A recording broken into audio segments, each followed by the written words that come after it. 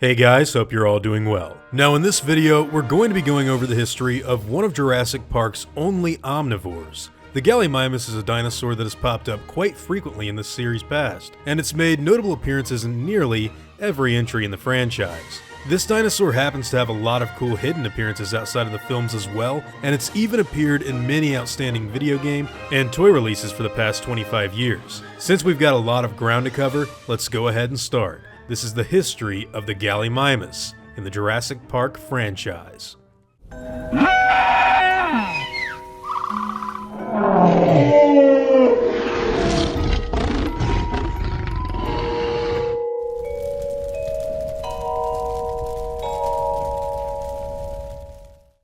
Gallimimus made its first appearance in the original Jurassic Park film that was released in 1993. Here, a herd of them can be seen flocking away from the hungry tyrannosaur that has chosen to hunt them.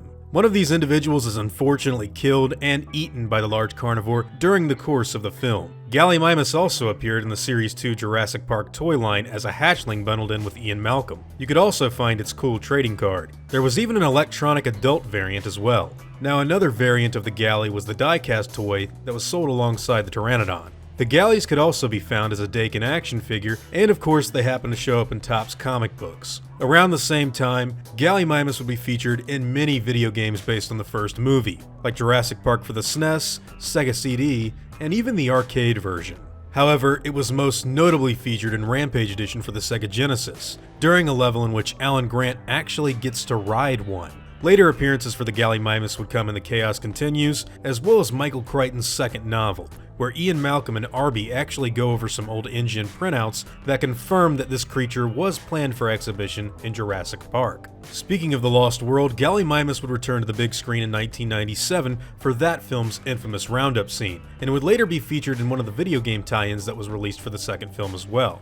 This was the Lost World version of the arcade game. It was supposedly going to be used in Jurassic Park Trespasser as well, however, it would unfortunately be cut from the PC game. Now, unlike the previous two films, Gallimimus actually doesn't make a physical appearance in JP3, which is kind of shocking. However, it did manage to make its way into the various toy lines and games that were coming out for the movie.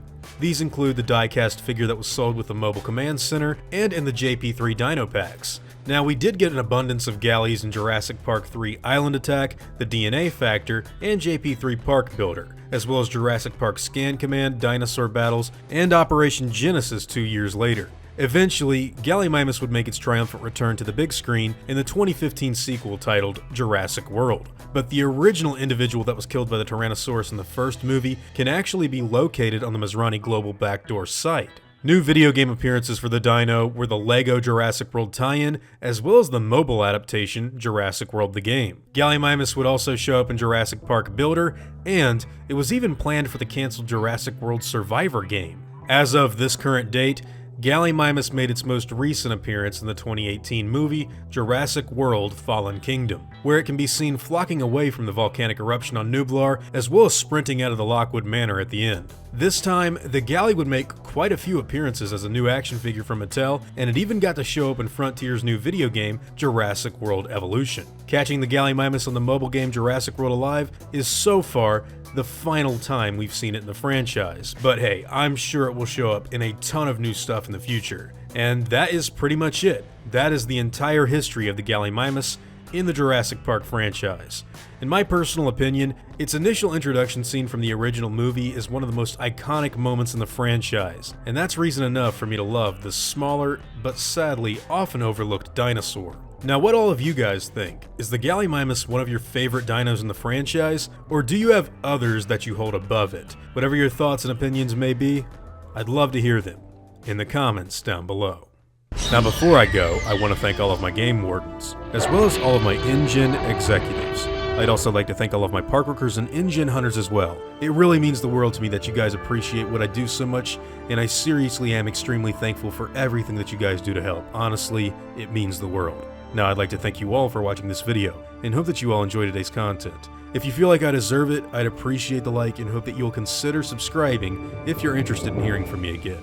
I'll see you all in the next video, guys, and as always, take it easy.